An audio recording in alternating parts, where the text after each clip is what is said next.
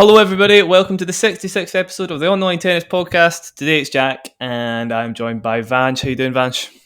Doing fantastic, Jack. Not in my usual setting, but I'm outside this beautiful library here and ready to talk some tennis.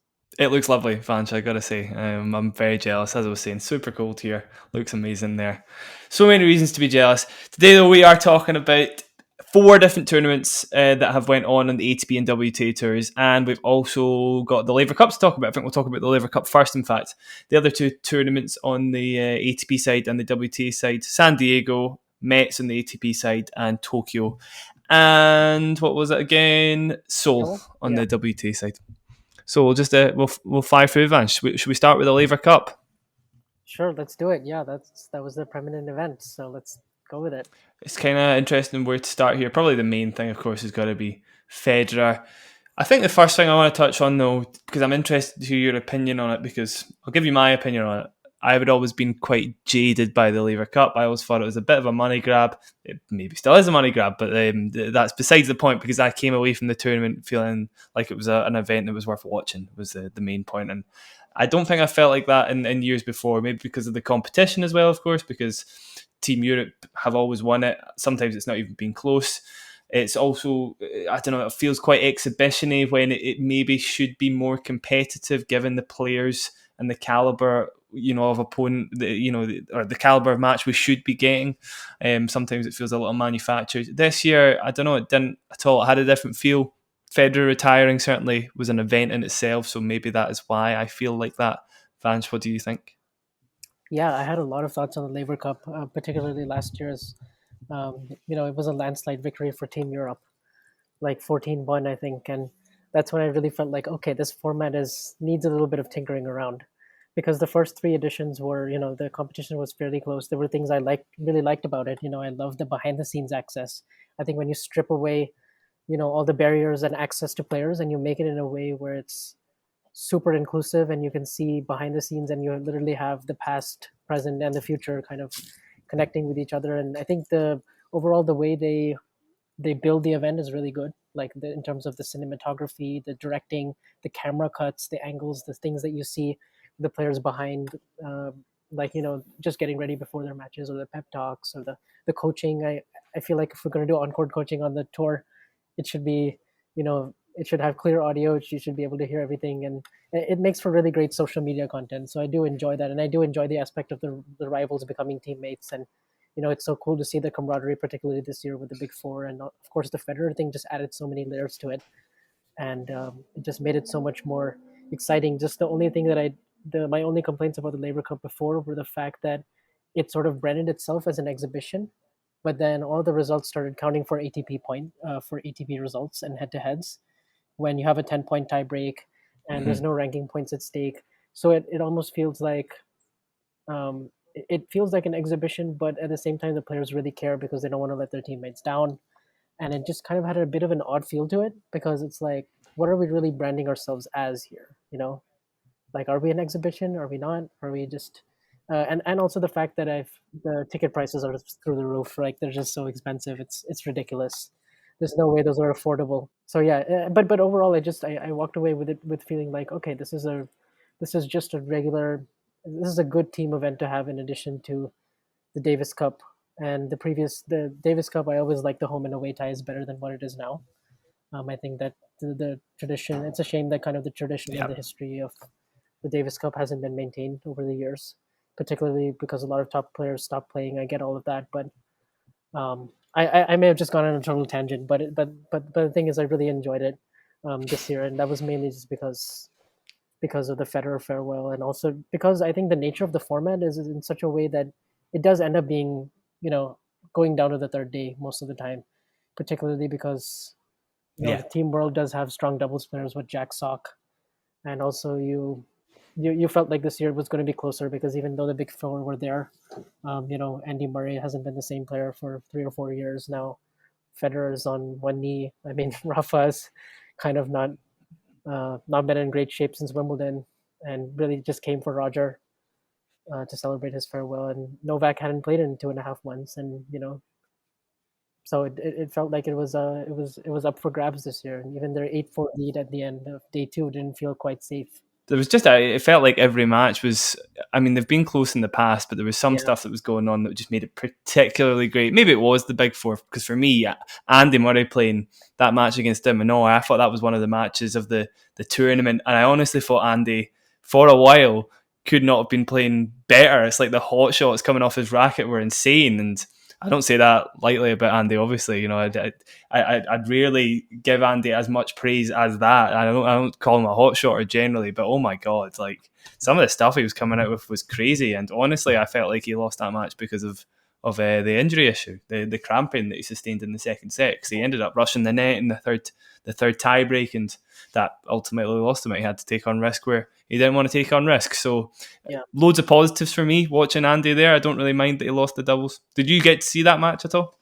Yeah, I saw the Andy de Minaur match, and that was really sort of back and forth. I mean, de Minaur is kind of a tough player for Andy to play. It's kind of like playing a mini version of himself in some ways. But I think once Andy sort of figured out what he needed to do with his variety, and sort of hit through de Minaur, and I think it was Novak who told him on the bench, right? Focus on the quality of your shots rather than what the opponent is doing. And basically the next game after that, Andy broke, and then he held, and you just felt like the miles per hour on his shots went up a little bit. The intensity went up. The problem for him was he just couldn't sustain it physically. And so I think you're right. The cramping issue, I think, definitely played kind of a big role. And then obviously when you get to a super tie break, anything can really happen, right? And but I felt like they all, Team Europe overall, and pretty much everyone else, I don't think anyone would have any regrets from this weekend. I think they all performed really well. Yeah, I think so too. I'm going to pick out a few matches, because obviously the other match that sticks out from that day in particular was the Fidal v Sock and Tiafoe match, of course, the big doubles match, the big send-off for Federer. I'll just talk for it for people who didn't see it first. Loads of stuff went on. The first thing that happened in the match was Federer hitting a tennis ball through the tiny little hole that I suppose suspends the net between the net post and, I don't know, it's kind of hard to explain. The very tiniest gap right at the end of the net beside the net post. I'm sure you've seen it if you're listening. Absolutely ridiculous. And I didn't know it wasn't legal. It makes sense because it has to go over the net. But I've just never ever seen that before. Were you not amazed by that, Vansh? I was, and it's really one of those only things that Federer can really pull off. Like he's if there's one guy who could do that, it's Roger. And it's like, how many times would you have to try and aim to hit that kind of a shot, and you would never be able to do it? But Roger just comes out. I know, yeah. He hits it between the net and the net post in the most tiniest of gaps. I bet it's just and then the reaction afterwards, and it's wild. And it was just I know. I'd never seen anything like it, to be honest. Just good. Never seen that before. I actually thought everybody looked quite nervy at first, and I think that might have been why Federer and Nadal they didn't roll to a first set, but it wasn't mega close, I guess. I don't know. It kind of just felt like it was a matter of time before somebody got a little bit too nervy to miss a few shots, basically. And that's kind of what happened. I don't know. It didn't feel like it was that high quality or anything. It just, they kind of just rolled to the first set, basically. It all picked up, though. It was great by the end of the second set in particular, and then in the tiebreak as well. Everybody was playing great shots. Nadal touched on the fact that his doubles reactions were super low as soon as he got on the court, but obviously they must have picked up as the match went on, especially with the two of them, Tiafoe and Sock, of course, rifling forehands at them in the net. They weren't shy to that tactic. I loved it. For me, shot of the match has got to be like 5-6 or something in the tiebreak, and Sock gets a smash rifled to his feet, and he does this sort of quick reactionary half volley. You got to watch that back. Yeah. Ultimately, of course, that could have been a match-winning point because they went to 9-0. So it could have made all the difference. So it was that was for me. That was the shot of the match. But what were your thoughts, just quality-wise? Did you like one of the shots in particular or anything? Yeah, I think I was fully expecting Sock to be the best player on the court that day, just because his doubles prowess kind of speaks for itself with the majors that he's won, and just how good his hands and his instincts are around the net, and with how athletic he is, and that big forehand. You just feel like whenever you approach it, even if you have two players behind the baseline or you just have one at net, you just fear that forehand because it just comes at you like a cannon with so much rotation, and he has such good racket head speed on it. so you feel like his game is made for doubles. And I felt like Roger actually kind of Tiafoe was doing really good, rifling returns and you know coming up with big shots, matching the moment. But maybe positionally, he wasn't quite as sound in doubles like you would think. And I thought Rafa was actually really tight. I thought Rafa was maybe the worst player on the court, just which is understandable because one, I don't know if he was totally healthy from his abdominal injury just yet, and I also feel like he just really badly wanted to win for Roger. Like you can just kind of understand that he was probably not going to Yeah, be at his he did. best, and I just didn't think he played very well in general. He was just so tight. I thought Roger, considering his ball striking, is still really really good. Considering I think movement wise he's not the same. You can clearly see, but his hands at the net, some of the flick shots he came up with, he hit an ace at 5 all in the super tie break. Um, and this guy can still hit every corner of the box with the same toss, and you feel like that hasn't gone away. And he actually feel like he played better throughout the whole match. He didn't make whole lot of errors. His forehand was quite good. So overall, I think it was a good match for Federer to go on. I think the match point though, that forehand, he probably makes that in 2019. But Yeah, at the end, it didn't really matter. I don't think the result really mattered, to be yeah. honest. Whether who won or lost, it was all about No, it didn't. the celebration really afterwards and his great career. So I Yeah, think it was a good exactly. note to go on. Yeah, Even though they lost, to be honest. yeah. It was great. It couldn't have been much of a better send off. Afterwards, you're quite right. It didn't make a difference to what was happening afterwards. There was so much emotion. It was just so funny seeing them cry that much and seeing Nadal cry that much. Oh my god! When I saw Nadal in pieces, that was me done. I That broke couldn't me. watch that without crying. It was horrible. Like, Yeah. I mean, even Novak. I mean, Novak was in tears. Once his family and his kids came out, mhm. you can clearly tell him being a father that moved him, and he elaborated on that the next day after he beat Tiafoe, and even Andy was torn. To be honest, he was crying too, and it's just like Yeah, it's one of those indelible images that will stay in my brain forever. Is Rafa and Roger sitting there on the bench in tears, sobbing uncontrollably, holding hands, and Novak kind of yeah, behind Roger and yeah. just pushing him and crying with him, and just the whole world stopped there for a second. It felt like, and it just it's one of those things that you could never imagine. I mean, then you think like what a perfect farewell it was to have all of your rivals there, and I know. Who gets to do that? yeah. Yeah, who gets to retire with their rival who's crying their eyes out? It's just nobody's ever got to do that.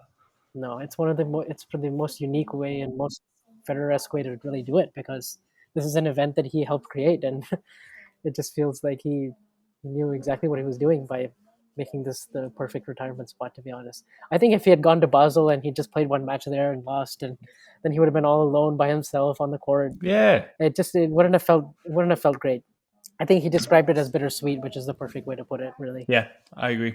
I'll move on to the next day, the Saturday. So yeah, after Federer retired, of course, the tournament still went on. Federer was still there to watch all the matches and provide assistance.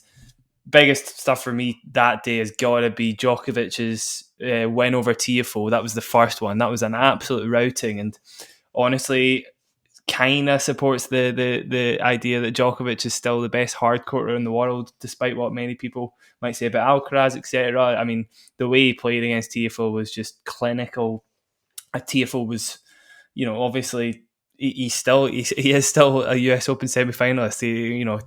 To do that against anybody who's just come off a semi-final at Grand Slam, that's insanely impressive. And for me, yeah, I think he's still the best hard courter in the world.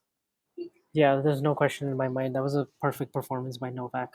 2.5 months away from the tour, and he didn't lose a point on his serve in the first set.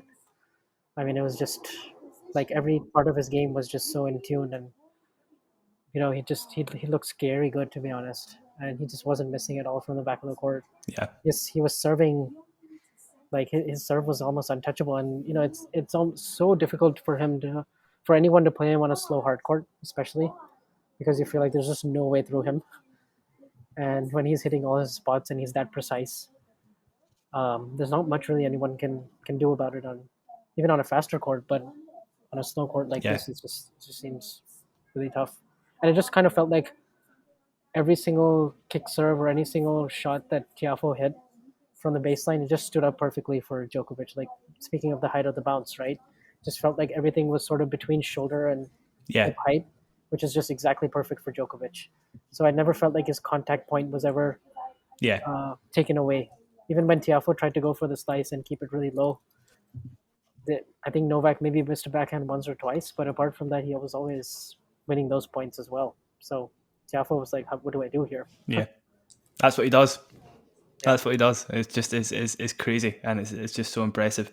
I'll fast forward a little bit because there was other good matches that day. You know, we had Berrettini and Djokovic beating Sock and Minaur quite comfortably, considering, and Berrettini beating Auger-Aliassime, and the Fritz Norrie rivalry continuing. I think 11th match since 2019 now.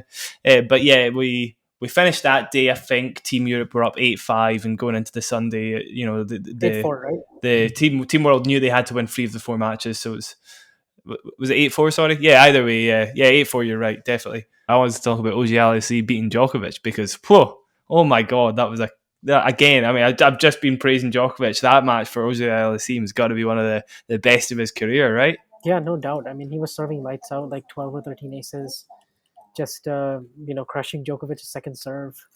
Has to be said though that Djokovic was struggling with his right wrist, which he got taped before the match started. So clearly he wasn't serving nearly as accurately or as well as he was before, and there was a lot of pace missing on his ground strokes. But he still had to take some stopping, especially in the second set.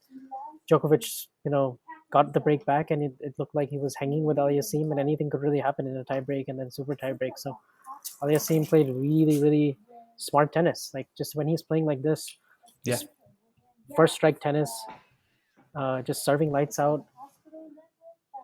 Staying with Djokovic in long rallies as well. His backhand on the defense is actually underrated, I would say, because his backhand sometimes when he trades cross court and he doesn't always time it very well, and he can miss wide, and that shot can kind of go away. But when he's on the stretch and when he's forced to counterattack with it, he comes up with great passing shots, and he has good balance, and he can hit open yeah, stance. So I feel like he's able to get the ball in his forehand, then the inside out forehand, which is what Roger was actually telling him to avoid, because backhand to backhand, Djokovic wasn't having the kind of success that he normally does. Some of that was the pace, speed of the court, his wrist, Oh wow, and a lot of that was yeah. Felix stepping around and hitting brutal inside out forehands.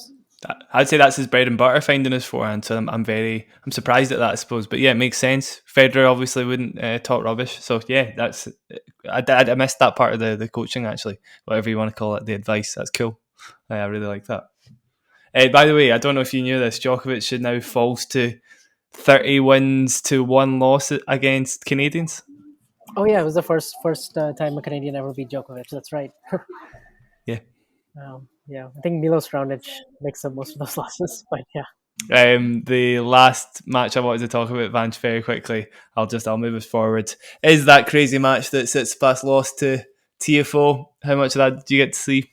Yeah, I caught quite a bit of it. I caught mostly the end though, like the second set tiebreak, and neither guy was really troubled on serve until the tiebreak, right? So then that's really what it was all come down Yeah. to. And then I remembered that Tiafoe had an 8-0 record at the US Open, which was a record in tiebreaks. So he's been on a roll in tiebreaks. Good point. And this was a kind of a must win for Team Europe, because I mean, this was going to decide the Laver Cup if Tiafoe pulled it off. Yeah. And he saved 4 set points in that first set. I mean, he saved 4 set points in Yeah. the second set tiebreak and won at 13-11. Well, 4 Like, match some of the points. shots he was pulling off. Sorry, 4 match points. Yeah, 4 match Yeah. points in the second set tiebreak. He saved all of them. I really didn't think he was going to win it, to be honest. And yeah, the main thing for me is just how well he defends nowadays. Maybe that's his movement. Maybe he's improved his movement. I'm not sure. Obviously, the serving was the main thing for me at the US Open, but in this match in particular, the way he was able to track down balls that looked dead in the water, especially in that second set tiebreak, amazing. So good. So hats off to Tiafoe. He's probably let's see, maybe one of the 2 MVPs for Team World for me this week. It was great stuff, and obviously John McEnroe was over the moon, as you may have seen. Yeah, for sure. They were the MVPs. Felix winning the singles and the doubles, and then Tiafoe clinching it for Team World, and McEnroe was doing the dance on the court. And he was really, really happy. Could not stop talking in his on-court interview. So milk this I as know, long as I yeah. can on the stage. He did admit to it, you're right. Yeah, He just kept going. I'll move us on from the Laver Cup. We've got a few other events to get through. It was great. It was way better than I thought it was going to be. I really enjoyed watching it. So hats off. I'll probably watch some of it next year at least. It will be different captains, of course. We'll find out what that is. Like, we won't do our predictions yet, but obviously there's a bunch of different captains that would be great to have. But we'll just wait and see for now. I'd like to talk about San Diego first. This is a big deal for you, Vansh. And I mean, an even bigger deal in that Brandon Nakashima, hometown hero, won his first ATP title there. That's a great story. You must have been over the moon.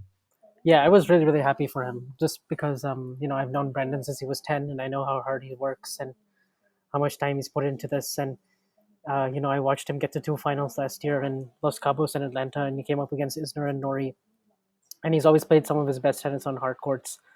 But earlier this first half of the year, he was struggling a little bit. He wasn't getting the results that he wanted, and then he makes third round of the French, fourth round of Wimbledon, and third round of the U.S. Open. Played a great match against Sinner, so I felt like this was coming. I actually went into this tournament feeling like he's the fifth seed, but when I saw the draw and when I saw who all was playing, and I saw Evans as the first seed and Brooksby the second seed, I felt like this was a really, really good time for him to win his first title, especially because he's played on that's basically home courts. That's his backyard.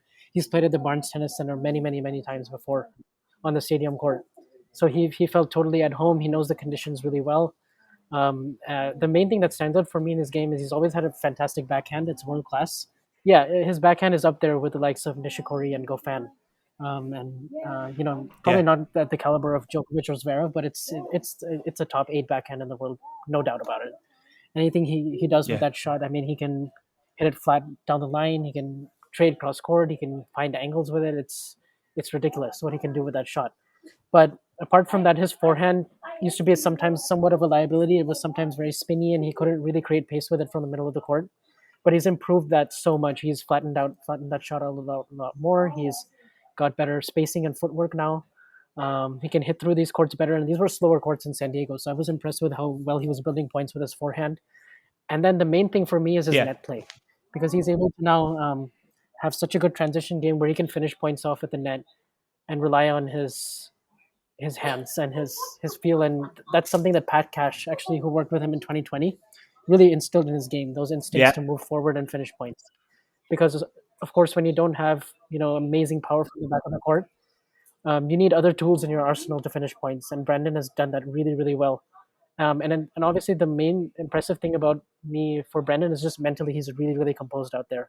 He doesn't give a single thing away to his opponent. Yeah. He keeps such a poker face. He's so looking at him, you couldn't tell whether he just got broken or he just broke. Like you couldn't tell what the score is because he's just so calm and so level-headed throughout the whole match. In the final, he was up a set in a break, but then things got complicated because Giron played a really good game, broke him back, and he could have been devastated by that moment. He could have been thinking, I've lost 2 finals in the past. Oh no, this is slipping away from me. And that those thoughts can kind of spiral away in that moment.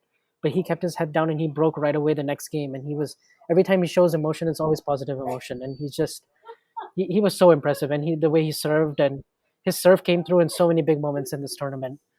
He had aces, at least 8 aces in every single match he played. Only dropped one set. Wow. I mean, I could go on and on. I think Kyrgios, when he played him at Wimbledon, he said one of the underrated things about his game is his second serve. And I agree with him because I watched him play this week and he was winning so many points behind his second serve.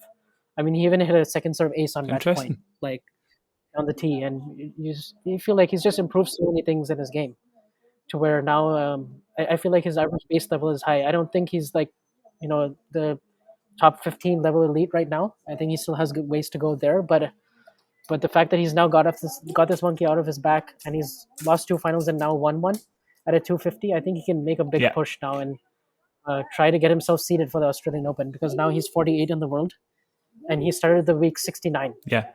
So yeah, and now we have 9 American men in the top 50, and he's right up there now with Korda and Brooksby, right up there with them, and he's the youngest of all the Americans. Yeah. So this was a massive week for him in so many ways.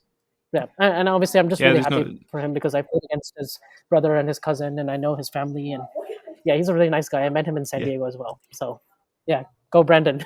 That was really interesting. I'm not going to stick on San Diego for too long, so that was a perfect segment on it, Vanch. I was just going to finish off by saying, the rest of the tournaments for the year should suit his game, so there's no reason he can't make a few deep runs, certainly. Just with that serve and backhand as well on an indoor hard court. I'll move on very quickly just so we can get rifle through the next three tournaments, hopefully within about 15 minutes or so. First one, Tokyo. Player we keep going on about in this podcast because she's great and she's proven it now. Luidmila Samsonova won the title with some insane play. That's now 17 of the last 18 matches. Of course, that loss to Tomljanovic at the US Open kind of happened in a very freaky sort of odd way with those 8 set points in the first set, and then she just went away. So you can kind of chalk that down to a little bit of exhaustion. But she's picked it straight back up after that loss, and she's gone into this tournament just looking crazy good again. I don't think she dropped a set for the whole tournament. I'm pretty sure she beat Rybakina in the first round just easily, 6-4, 6-2. Beat Muguruza as well, who proved she can still play good tennis at the US Open. Qinwen Zheng in the final has to be the best of the lot for me because Zheng was playing great stuff. She's obviously surely going to be in the top 20 at some point in the next couple of years at least. She's 28 in the world now, so she's not far off. And she showed it in that match. She was amazing and covered her serve amazingly. But when Samsonova got a chance in return games to make an impact, she did, and just that sort of clutchness and superb play under pressure that is another facet of her game that's just blown me away. It's spiraling, and it's an avalanche. I don't know what metaphor you want to use, but the Samsonova avalanche is going to come to a head at some point, and she's going to make a crazy run at a big tournament, I think, Vash. Yeah, I hope she can make I hope she can carry this into next year and play this well at the Australian Open, honestly, because she looks really, really, really solid right now. Like, just what she can do with her forehand is amazing to me. The variety that she has on that shot, so many different ways she can hurt you in terms of with her inside out forehand, her inside in forehand is deadly. Her cross court forehand is deadly. The way she can open up the court with it, and then the way she got the breaks at 5-all in both the sets, just so clutch.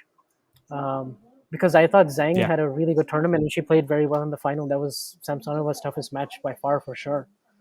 So the fact that she was able to come through at the end of both sets, at the end of both sets, because she just has so much confidence in having won so many matches. I think she's now won 3 titles, and 3 of the last 4 she's played in the US Open match. She had 8 set points in the first set against Tomljanovic. So, in a way, it's kind of reminding me of Anett Kontaveit of last year, because we've seen players have really, really good runs at the end of the year. Kontaveit last year and Garcia in 2017. Those are the 2 that come to my mind, and unfortunately, they weren't able to carry that form into the US Open and Australian Open. So, I hope this one will be different, because I like watching her top 5 forehand in the WTA for sure, like you were saying before. I love her forehand. Yeah, it's great. It's so good. Hopefully you're right.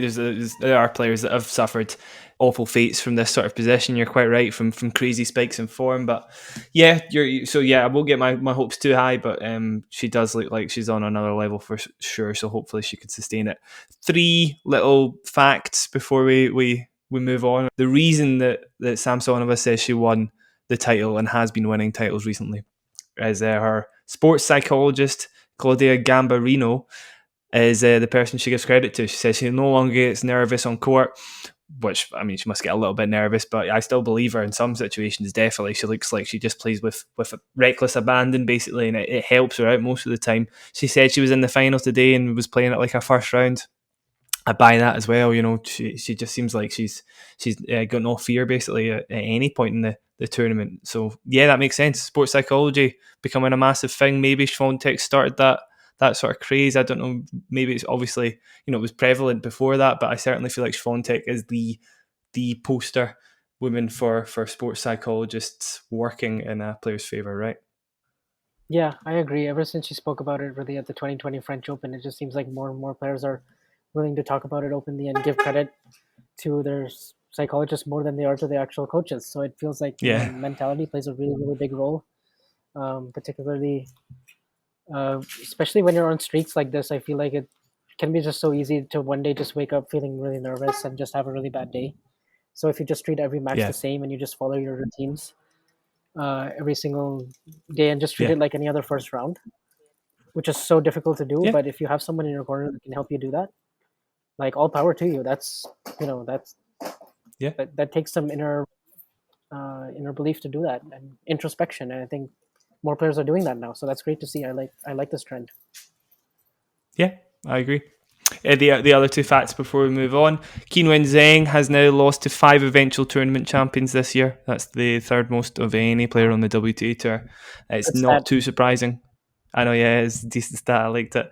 So it's not that surprising though. Zheng, I feel like Zheng's one of those players you'd expect to be in the mix there, because it does feel like she is only getting beaten by players that are right at the top of their form, basically. So yeah, not too surprising, and she really is on the rise. Keep looking out for her, along with Samsonova. One of the best or highest quality finals, even if it wasn't 3 sets for me this year. So look out for the two of them. The last thing as well, Samsonova has reached 4 WTA finals in her career. On each occasion, she has had a compatriot reaching a WTA final in the same week. Did you know that? Oh, interesting. No, I didn't. That's another great stat. Yeah. So yeah, Berlin last year, Kasatkina made Birmingham. Washington this year, Kasatkina makes San Jose. Cleveland, also Kasatkina makes Granby. And this tournament, Tokyo, Alexandrova makes the final in Seoul. Yeah, Kasatkina has won all those titles that you mentioned. There you go. She just so won is it? the US Open. So when Samsonova's won a title, her compatriots won one as well then? Yeah, that's a great stat. Yeah. Moving on, we'll wrap up on Tokyo there. Back to the ATP side, we will talk about Metz very quickly. A couple of things here, not much to talk about, bar the title winner and one other player, of course, who's come back is continuing. Stan Wawrinka managed to beat Daniil Medvedev in the first round for Medvedev, second round for Stan. Stan came back this week as a qualifier, actually. Managed to get through qualifying rounds, then won his first round, then also went on to beat Medvedev. So I would never, ever have picked him to do that, given the way a lot of his tournaments have went this year, where he has played matches, or he's played one match, I guess, maybe managed to win it by the skin of his teeth, and then gone out the following round, maybe just looking a little bit jaded, a little bit tired. So I was very surprised to hear he was playing qualifiers, but it seems to have worked for him. Maybe, I don't know, maybe the courts are just a little bit quicker. You wouldn't really expect that to work in Stan's favour, but maybe it does. Maybe it just means you're not out for as long, and this new Stan will actually be better on a faster court, just because it's not as tiring for him, so long as the ball bounces nice and high, I guess, in his strike zone. Yeah, really interesting. Did you get to see the Medvedev match first before I say any more? I was able to catch some highlights of it. I was at San Diego actually that day on Thursday, so that when the Medvedev match was happening, I was at San Diego. But I did hear about it, and I did see that. I did see it wasn't a very high quality match overall, but I was very impressed with. I was impressed with Stan's level, and like you said, how many matches he's won in a row this week. I didn't expect him to win more than 2 matches. I thought he was going to lose in his first round to Souza, or maybe definitely the match after Medvedev, but he really kept it going, and unfortunately had to retire in the semis. That was unfortunate, but just on the Medvedev match, Medvedev's trend of double faults is worrying me. He hit 12 in this match. I was about to say the same And thing. It's like every hard court loss he's had to somebody who maybe shouldn't be beating him, there's been a lot of double faults involved. Yeah, and I just don't feel like his head is in the right place right now, and hasn't been since Australia, really. I feel like he's not. He's having second serve issues, and he's having confidence issues. That's what I put it down to. And when the confidence goes away, his forehand goes away. He starts getting a lot more passive. He looks like he starts to get a little more moody on the court. I don't know if you saw, he got into it with the French crowd in the third set. So it just kind of shows you when he's in those, when things are going really, really well for him, and he's making, he's on a good run, and then he looks kind of unbeatable. But then he has these moments in his career where he just, he can spiral down a little bit, and it's been a really tough year for him. Obviously some of that is the hernia surgery, some of that is the not being able to play Wimbledon, the only having won one title. Like, the Australian Open final loss was just brutal. I think just recovering from that in and of itself would take months. So it's just, and there's more players I think who are playing him smarter now. I just feel like, yeah. I was just gonna say, I feel like they're taking advantage of a lack of confidence, Vansh, definitely. Yeah. Yeah, because he also went through this in 2020, right? He had that stellar 2019 end of the year, but then in 2020, obviously, we had 5 months of no tennis. But before that, he wasn't doing really well either, right? He lost to Senna in Australia. He had a lot of these Yeah, losses in indoor tournaments to like Simone, and um, yeah. he was struggling. I remember, and then he Well, that was lost one of to Anderson the in Vienna, yeah. and then after that, then he finished the year really really strong and went on that I 20 was match gonna win say streak, yeah, and exactly. then Yeah, had the I amazing mean, 2021. maybe it's all part of the master plan, Vansh. Yeah, maybe who knows? Maybe he'll come out really firing in Paris and London. It's just there's a lot more players now at the top who are feeling really confident. So it's Mm. tough to say really, but yeah, he's not in a great space. He's not in a great headspace right now, but he can He turn can it turn it around. on. He He's can. great on Yeah. hard courts. So That yeah, 2021's got to be the one that comes to mind because I really went into the Paris Masters in particular, completely forgetting about Medvedev, and then following that up with the World Tour Finals. I think it was the World Tour Finals where I just thought, Jesus, this guy's crazy good on a hard court. I totally forgot just for a second there, and he made it look really easy against top 10 players for a while. He was beating pretty much anybody on a hard court. Must have went on a streak of about 7 or 8 matches or something like that, something along those lines. So yeah. yeah, Do don't you count feel him like out. he's I'm kind of sure he'd be back for a vengeance. I just feel like he's such an enigma sometimes because like if he wins that Yeah. Australian Open, that's one of the most amazing accomplishments by anyone to win back-to-back majors on hard court and against Djokovic and Nadal in a final.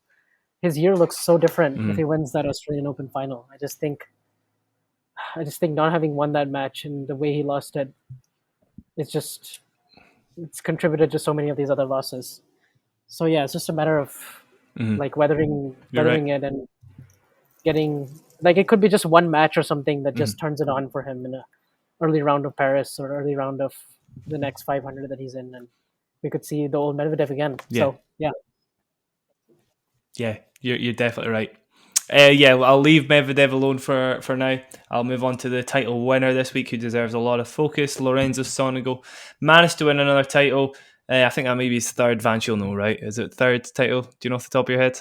yeah, third and now one on each surface, and he joined 16 other active players. That, that was So going to be he's my last stat, but you've okay. let the I'm cat in sorry. the bag. It's all right. I can say it now. It's fine. It was funny because I saw this tweet earlier today, and it's like back in June there was a 5 year gap between the last player that won on all three surfaces. So Luca Pui had done it in like 2017, I believe, and then all of a sudden the next 3 months, Tsitsipas manages it, Chorich manages it. Yeah, Sonego manages it. It's just it's it's bizarre. I've got to say, just really, really. You would never have guessed Chorich as well, of course, and yeah, just really funny. uh, Um, yeah, yeah. Sorry. So Sonego, he's back in the top 50. He's been having a really rubbish year. In fact, this was the first time he'd managed to win 3 matches in a row since Wimbledon last year. And it was the first time he'd managed to win 3 matches in a row on a hard court since Vienna a couple of years ago when of course, he managed to beat Djokovic in that crazy 6-2, 6-1 match or whatever it was. And so yeah, it'd been a fair while since he had any form and any form in a hard court, full stop, really. I just, yes, super impressed with the run and kind of easy to count Son to go out at times. And then you remember he's actually got one of the biggest games on the tour if when all clicks, right? yeah. He does. He's got a great serve. He's got a good +1 game. I like the way he competes. Um, yeah, I mean, like top 50 is where he belongs. He should not be Yeah, losing so many matches. So this was a great result for him because I think he should be really good indoors because of the serve and yeah. those those other outside variables. He can finish points pretty comfortably at net too. He's got a pretty good game all around. Sometimes his backhand can be a little bit of a hit or miss, but I like his serve and I like his attacking game. Yeah, I think surface variability for me, especially players who maybe aren't quite at the very top of the game, like Tsitsipas is somebody at the top of the game, so his ability to win on all three surfaces maybe isn't the biggest surprise. But at the lower rankings for players that are surface versatile, a lot of the time that is a fairly good indication of just latent power and ability to hit through the opposition. I would say because Sonego's game at its biggest, his serve in particular, is great. And I think people, obviously, you don't realise that maybe because he's lower ranked and because he's got a little bit of he can have some pretty spotty streaks, and that's why it's quite easy to kind of count him out. But yeah, for me, that's one of the reasons that he's been able to be so surface versatile. He really does have a big game when it all clicks. Last tournament before we wrap up, Vansh, if you'll indulge me, is Seoul on the WTA side in Korea. Katerina Alexandrova was able to beat Helena Ostapenko in the final. Alexandrova now reaches a career high ranking of number 21. One of the flattest hitters of the tour, beats one of the biggest hitters on the tour. She was able to save a set point in the first set. Ostapenko, I think, had a break point on Alexandrova's serve, and Ostapenko also served for the first set as well, actually, but the service game there was dire. Alexandrova able to save the set point with an unreturnable serve. Really, really clutch stuff. Ostapenko, man, I mean, one of the most bizarre weeks, even by her standards, I gotta say. I mean, I think she got pushed to a third set tiebreak by the number 600 or so in the world. She had a really, really spotty match against Gasanova, although Gasanova maybe goes a little bit under the radar as for her ranking. I mean, she probably played a little bit better than her ranking for sure. But yeah, still very, very up and down, and even by her standards, right? Yeah, very, very up and down, and never know what to expect with her. Like when everything works, she looks like she can win 10 majors, and when it doesn't work, it looks like she could lose to anyone. So it's really such a big gap. Yeah, literally. But also, Alexandrova has been a really tough matchup for her. I think she has a 5-2 head-to-head. And I think she beat her earlier this year in Madrid. I just feel like she has more margin. Like she plays like Ostapenko does, but just a lot more margin. She's an aggressive second serve returner, just like Ostapenko. She likes to take the initiative and go down the line, just like Ostapenko does. But she just has a lot more. Her shots are a lot more dependable. I feel like there's some built-in margin there, whereas with Ostapenko, it's really like hit lines or go home. Like it just feels like there's no in between. Yeah, and she's just a bit more solid mentally, a bit more patient from the back of the court, and then pulls the trigger in the right moments where after she's built up the point. But Ostapenko, I think she pulls the trigger a little bit way too early sometimes in rallies, and definitely. clearly she feels like she can make a push for the top 10 because she's still getting to finals and she's still putting together some decent weeks, but man, there's just so much variability there. It's just so hard to tell with her. Yeah, it's quite a good segue actually, because you're talking about her being able to sort of be patient in the point and go for the right shot. I think the person that she should be looking to, although he is currently unavailable as I'm about to tell you, the person she should be looking to for advice is Dimitri Tursonov, who has probably now proved himself the master of just controlling and reining in aggression in a reliable and dependable way. Raducanu, though, of course, is under his wing at the moment, and she's just won 3 matches in a row for the first time since the US Open last year. I think our best match this week was against Magda Linette in the quarterfinals, 6-2, 6-2. Her forehand was great. That's Tursonov's work there. That's definitely, because that forehand was probably the shot that had looked the most tame, I would say, since that US Open run when it was so great, of course, in New York, and I feel like it was never the same since then. And it must be a confidence thing, because against Linette it was great, and you can see she has got that potential to do something like the US Open again. It's just putting it all together, and maybe this is the match made in heaven. Yeah, I really liked her forehand this week. It was a lot more assertive. She was hitting through the court a lot more, a lot better. Really going after it with a lot of conviction.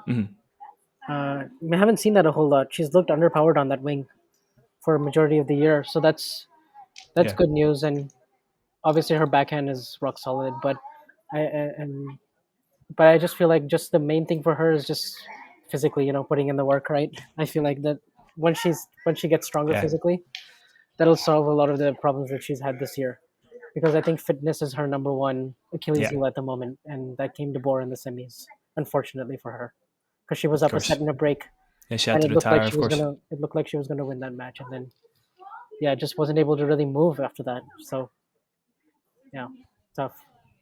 Yeah, but still, yeah, definitely progress. I would say for Raducanu, who don't feel too disheartened if you are a fan at home. She's looking a lot better than she did certainly even months ago. So she'll have a good chance of doing something maybe. Yeah. I'd By the keep way, looking out for I her. also really like this for her because she's rebuilding her ranking. She's doing it the more conventional way now, right? Like going back from 80 to the Yeah, yeah. back to where she belongs, and I think her ranking will have gone up from this week. Uh, so yeah, it's good. Yeah. It's almost like a clean slate for Raducanu since the U.S. Open defense title defense, and yeah, I like that for She her. did mention that she said she liked it. Yeah, I think her next tournament will be in Romania as well, so she'll have the crowd support there, and she played well there last year as well, winning some matches. So yeah, She did, yeah. I think she won a couple, right? She won a couple of yeah, matches. I think Kostyuk was one of them, and yeah, can't remember now. So fingers crossed for her. I think she should do well. She should have a good rest of the season. I think with Tursonov helping her out for sure. Thanks very much, Vansh. I'll stop us there. Great of you to join as always. Pleasure. I gotta say, Vansh, I'm looking forward to the next one again, and I hope you had a great birthday. yeah. Thanks, Jack. Your birthday was great. I loved this show as well, and yeah, it's always fun chatting with you, picking your brain on topics, and yeah, it's great. I think we vibe really well, so I liked it. Likewise, Vansh. I'm looking forward to the next one. For our listeners at home, thank you very much for listening this far through. Vansh is VanchV2K on Twitter if you'd like to follow him. I am on the line _Jack on Twitter. You can go to YouTube if you like and subscribe. If you're listening there, please like and subscribe. Thank you very much for listening this far through. It's been the Online Tennis Podcast. We'll catch you next time. Cheers. Thanks, Vansh. Cheers. Thank you, Jack.